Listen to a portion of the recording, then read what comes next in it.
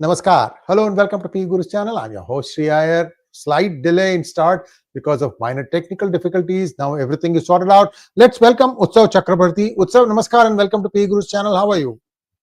Namaste, Shri. I'm happy to be here. Can you hear me clearly? Yeah, I can hear you clearly. Thank you so much. So, Utsav, yesterday, today we are still in Wednesday in United States. Yesterday, you had an event in Washington D.C. remembering the 40th anniversary of the bombing of Kanishka and how there is so much more to be done in counterterrorism. Interestingly, Canadian courts seem to be confused about this. What is a black and white case? Still, I'm not getting the clear guilty verdict. Of course, some of the perpetrators are dead now. Be that as it may, there is even today that rascal called Tim Uppal, who's supposed to be an experienced MP, says that it was I'll read out what he said, a pre-planned attack by the Indian Army named Operation Blue Star was executed. What do you smoke, Uppal? This guy is supposed to be a minister at some point of time. Anyway, this is Canada for you. Totally. Anyway, screwed up. Let's get back to what happened yesterday, Utsav. Tell us in your own words what happened yesterday. And viewers, please like this video because this is very important information. Utsav is fighting the fight for all of us in DC. Over to you. Thank you, Shri, for giving this opportunity. And my apologies, some technical difficulties at my end. Uh, well, yesterday we had an event at the National Press Club at 2 floors above the offices, Six for Justice, SFJ, a pro Khalistan organization. Their offices are in the same building.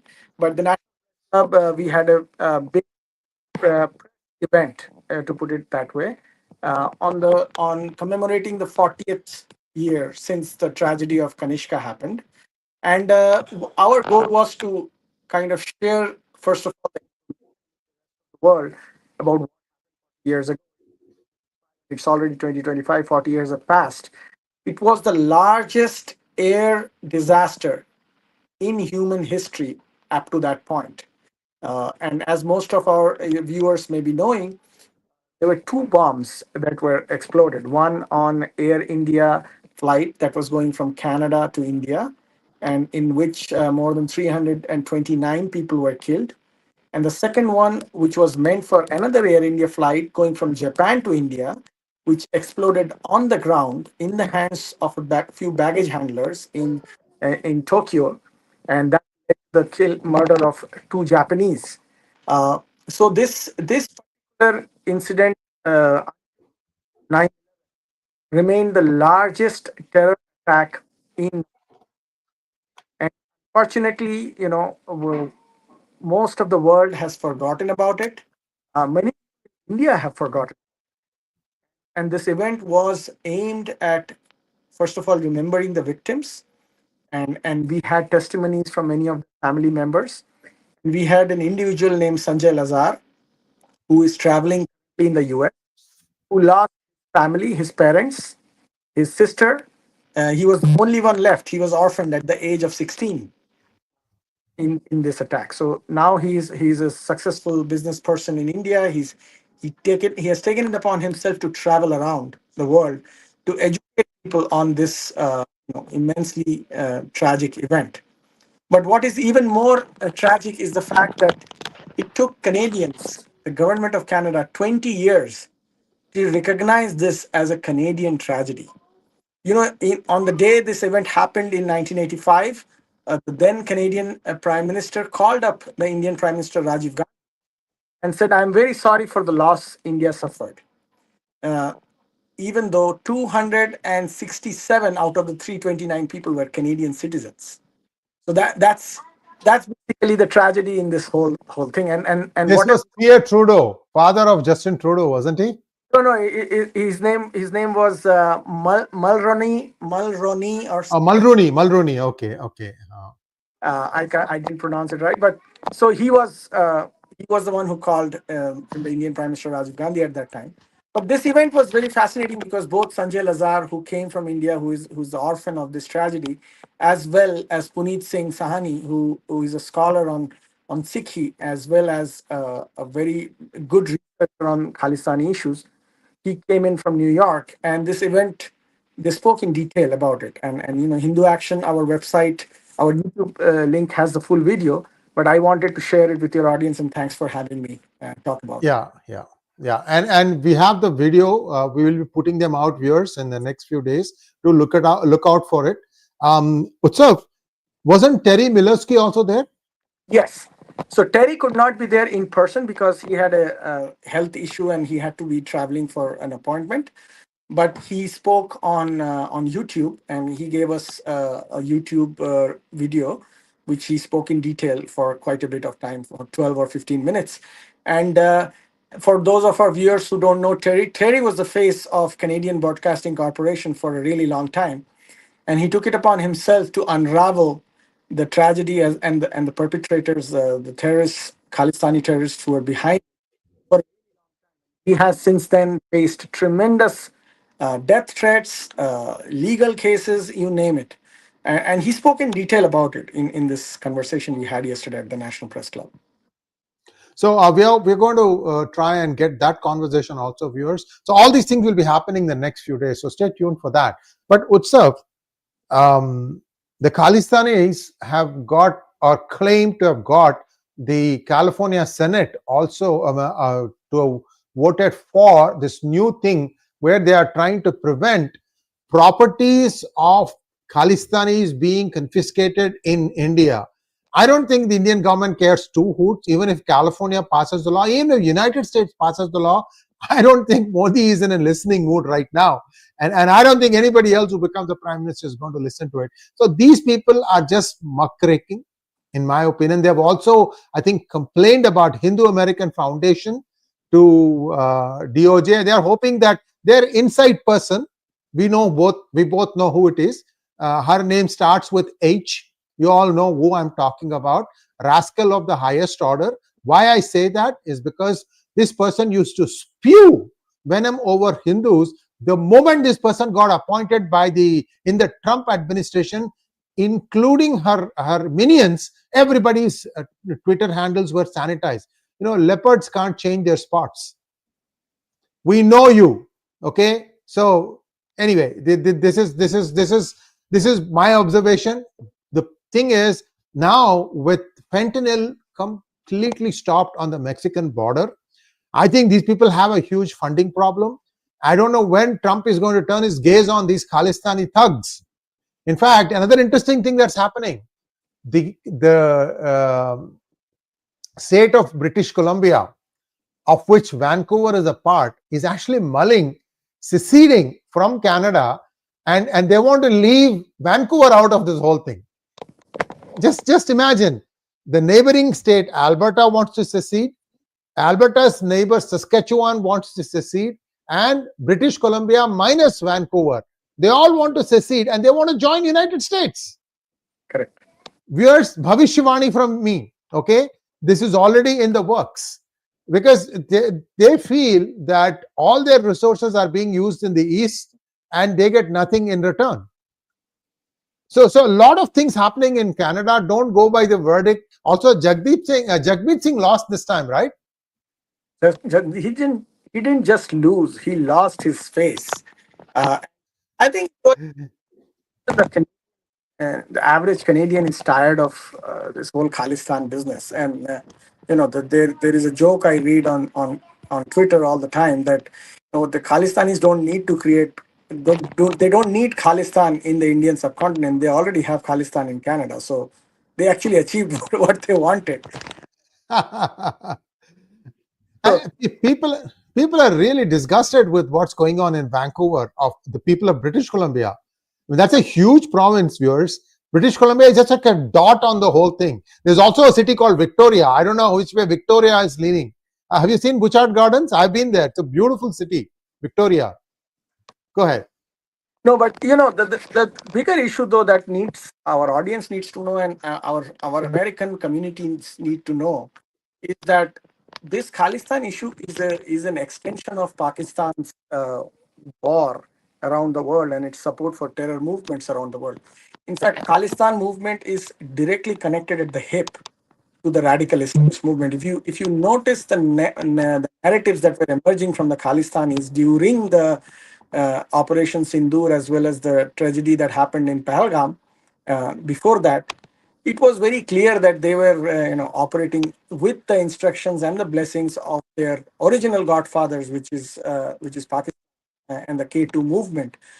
So in this event that we had yesterday at the national, ironically, we set the date months in advance, but we had the event yesterday at the National Press Club, and just today at the same place, same venue, there was Shashi Tharoor speaking on India's Operation Sindoor and the tragedy before that. So we didn't plan it. We knew we did not know about this, but it just happened that we were there the day before, and the topic was pretty much the same. It comes down to the same issue, which is Pakistan's constant support for terrorism and using terrorism as a strategic project for itself, for its own survival. And Khalistan is very much part of it. Some of the speakers like Sanjay Lazar showed videos and clippings and photographs of ISI agents that were killed with perpetrator Talvinder Singh Parmar, who was the perpetrator of the terror attack of Kanishka, main accused, and it was reliving the tragedies that our subcontinent has gone through due to Pakistan's support for terror. Utsav, one of the interesting things that happened was in 1985, it was hard for people who lived in the Detroit, Michigan area or along the border of Canada to come to New York to take a plane to India. So they used to travel, cross into Canada. Those days, you did not need a passport to cross into Canada. You could just drive up, cross into Canada, and many are US citizens in that 329 that died. So it's the US has as much stake in this as Canada is. I mean, the case could have been held in US too, because many US citizens also died in this. So my point is, this is such a big crime, this big event, and somehow Canada is not bringing itself around to understand that you are less than a third world country. In India, justice is slow, but it does happen. You guys don't even want to admit that this happened. Shame on you. By the way, another interesting thing I'm hearing is that Canada is sort of like now a extension of UK, especially in all these shenanigans that they are enacting. There's a bigger war going on, viewers, and I'll talk about that later because that's not connected to this. And there I'll show you how the connect comes between Canada and UK. Mark Kearney is nothing but Bank of London, in my opinion, placement to try and steer the boat and keep needling Trump also. Well, that's my opinion. I could be wrong. You wanted to say something, and then we can go to some questions. No, so I just wanted to add one thing more regarding this Kanishka bombing that many of our viewers may not be aware, that there was a plan to bomb another Air India flight from New York to India the next year. And there was a plan to kill Rajiv Gandhi during his US visit. Also, so the same group of people who had hatched the conspiracy for the Kanishka bombing were also committed another bombing for Air India flight from New York to India the next year, as well as kill Rajiv Gandhi when he visited the US. They rounded these people up in America and foiled the plot that was going to be undertaken in America. So the Canadian government, as well as the American government, was fully aware before the Kanishka bombings happened of the plot to have the bomb in Canada as well. They took that seriously and they just did not pay enough attention to prevent that terror attack. The Americans did actually. So, that Puneet Sahani was pointing out, and these are some of the facts he presented. He was pointing out that had the Canadians even had the little bit of rigorousness and sincerity that the FBI was showing back in 1985, they could have easily prevented the murder of 329 people. Um, but see, this is the problem, and he also pointed out that the Sikhs who were calling out the Khalistanis in Canada, Jat Sikhs who were calling out the Khalistanis in Canada, were called racist by the Canadian, white Canadians, and kicked out. So that's the tragedy of our times. Yes, indeed. Yes, indeed. And Utsav, thank you so much for the update. It's late in the night for you. I'm just going to take a few questions from our viewers, and then we can wrap this up. SK Digital says, "What's your opinion on P being a vice chancellor in UNSC? I don't understand who decides. Is there any voting done? Who is this P? Do you have Pakistan. any? Talking about Oh, Pakistan. Pakistan Oh, Security Council. Oh, yeah. Chairman role at the United Nations Security Council counterterrorism. See, it is ironic that Pakistan gets that position, but many of these positions are rotational in nature. Many of these positions include approval of uh, permanent member states, and in this case, China will always be backing Pakistan. So there are some things that are inevitable. You will see that even Iran at one point had a role in similar position in the United Nations. So be what it, the United Nations quite irrelevant at this point of time, and issues like what happened in Kashmir in Pahalgam are examples of how ineffective the United Nations have been and will continue to be given its current makeup. So I think this is a blip in the overall scheme of things. Pakistan will go through its motions. It's going to bring up Kashmir every day in the United Nations, and then it will just go back to sleep.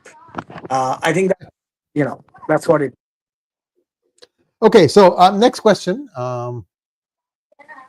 Krishna Kishore wants to know, all illegals are from every other country other than Pakistan. Are we realizing the plot late? All illegals. Yeah. No. Uh, Pakistan also has sent a lot of illegals to Europe as well as to US. yeah, Pakistan does have a lot of illegals that come in both in the US as well as in Europe. Uh, Greece has a real problem. I mean, Greece is one of the countries that has spoken out, and Greece is usually the entry point for many of the illegals that are traveling to Europe. They go to the islands of the Greek EU. And Greece has been very vocal about the Pakistani illegals, and they have deported many Pakistani illegals. And given the fact how close Erdogan and Pakistan have been over the last few years, I can assure you that there are many more Pakistani illegals who come back home.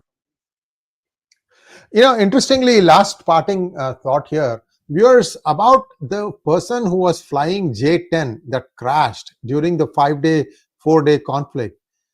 Many are saying that it's too short a time for a Pakistani Air Force trained pilot to be piloting that plane, because they got these planes less than 2 years ago.